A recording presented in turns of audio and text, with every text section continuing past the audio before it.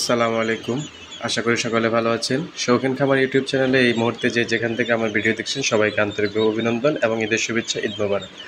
আসলে ঈদের ব্যস্ততার কারণে দীর্ঘ সময় ভিডিও দিতে পারিনি। তো আসলে অন্যান্য খামারের আমার অ্যাগ্রো বিজনেসের অন্যান্য জায়গায় খুব ব্যস্ত ছিলাম, যার কারণে আমি হাঁসের ভিডিও দিতে পারিনি। তো প্রিয় ভিউয়ার্স, আপনাদের সামনে আজকে হাঁসের বাচ্চার ভিডিও নিয়ে আসছি। আজকে আমার হাঁসের বাচ্চার বয়স 21 দিন। তো 21 দিনে হাঁসের বাচ্চাতে আপনি এখন যে পরিমাণ গরম পড়তেছে, এই গরমে নতুন খামারিরা বা পুরাতন খামারিরা একটা সমস্যার সম্মুখীন হবে, সেটা হচ্ছে ডাক কলেরা সমস্যার সম্মুখীন হয়ে যাবে। এই মুহূর্তে অতিরিক্ত গরম পড়তেছে, সবাই সাবধানে থাকবেন। তো আজকে আমার 21 দিন বয়সে হাঁসের বাচ্চা, আমি 15 দিন বয়স থেকে হাঁসের বাচ্চার খাবার একটু চেঞ্জ করছি। জানেন আপনারা, 15 দিন পর্যন্ত আমি ব্রয়লার স্টার্টার ফিডটা খাওয়াইছি। 15 দিন পরে ব্রয়লার স্টার্টার প্লাস আমি ভুট্টা গুঁড়াটা খাওয়াচ্ছি।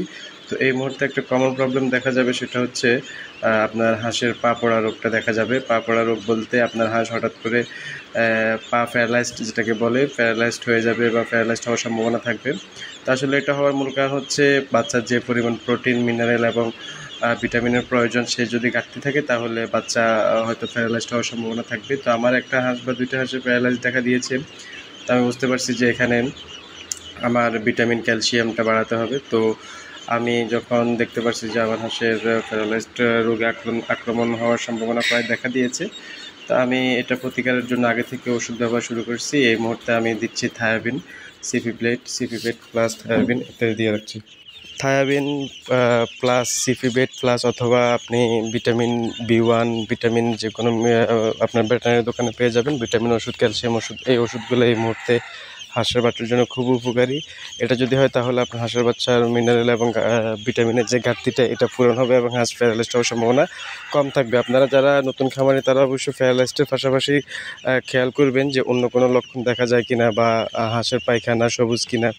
যদি হাঁসের পায়খানা সবুজ থাকে বা প্যারালাইজড হয়ে থাকে, অতিরিক্ত পানি পান করে, খাবার কম খায়, তাহলে এটা অন্য রোগের লক্ষণ, যেটা ডাক কলেরা রোগের লক্ষণ। তো এই বিষয়ে আমি সামনের ভিডিওতে বিস্তারিত আলোচনা করব, ডাক কলেরা রোগের সমাধান এবং ডাক কলেরা হলে আপনি তখন কি করবেন, সেটা ইনশাল্লাহ আগামী ভিডিওতে আমি আপনাদেরকে অবশ্যই হাতে কলমে দেখিয়ে দেবো। সুতরাং এই মুহূর্তে আমি যেটা নিয়ে আলোচনা করতে চাচ্ছি সেটা হচ্ছে আপনি অবশ্যই সিপিবেট এবং ক্যালসিয়াম, ভিটামিন জাতীয় খাবারটা বেশি প্রয়োগ করবেন, ওষুধটা বেশি প্রয়োগ করবেন, যাতে করে আপনার হাড় বা হাঁসের বাচ্চার হাড় গঠনটা খুব ভালো হবে এবং প্যারালাইজড হবে না। তো প্রিয় ভিউয়ার, যারা আমার চ্যানেল নতুন আসছেন তারা অবশ্যই চ্যানেলটা সাবস্ক্রাইব করে দিবেন, লাইক বাটনে ক্লিক করে দিবেন। যদি কোনো সমস্যা থাকে বা আপনাদের খামার বিষয়ে কোনো বা পরামর্শের প্রয়োজন হয়, তাহলে অবশ্যই আমার সাথে কমেন্ট বক্সে কমেন্টস করে দিবেন। আমি ইনশাআল্লাহ আপনাদেরকে সহযোগিতা করার চেষ্টা করব। তো যারা আমার কাছ থেকে হাঁসের বাচ্চার অর্ডার করেছেন তাদের উদ্দেশ্যে এই ভিডিওটা বানানো। আপনাদের হাঁসের বাচ্চাগুলো আলহামদুলিল্লাহ সুস্থ আছে এবং যথাসময়ে আমি ভ্যাকসিন দিয়ে আপনাদের সবার হাতে হাঁসের বাচ্চাগুলো পৌঁছায় দিব। এই গরমে অবশ্যই আপনারা হাঁসের বাচ্চার স্পেশাল কেয়ার নেবেন, কারণ এখন অতিরিক্ত গরমের কারণে হাঁসের বাচ্চা বিভিন্ন ধরনের সমস্যায় আক্রান্ত হতে পারে। তো এখান থেকে বাঁচার জন্য আপনাকে অবশ্যই সচেতন থাকতে হবে এবং আগে থেকেই ওষুধ প্রয়োগের ধারাবাহিকতা অবলম্বন করতে হবে। আপনার যদি বেখেয়াল হয়, আপনার যদি কোনো ভুল ত্রুটি হয়, তাহলে আপনার খামার ধ্বংস হয়ে যেতে পারে। সুতরাং আপনারা অবশ্যই এই বিষয়গুলো যথেষ্ট পরিমাণ খেয়াল রাখবেন। যদি আপনার মনে হচ্ছে যে আপনার রেঞ্জের বাইরে কোনো অসুখ হয়ে গেছে, অবশ্যই ভেটেরিনারি দোকানে সহযোগিতা নেবেন বা অভিজ্ঞ খামারদের সাথে যোগাযোগ করবেন। ইনশাআল্লাহ আপনার হাঁস এবং সুস্থ থাকবে। ধন্যবাদ সবাইকে। আসসালামু আলাইকুম।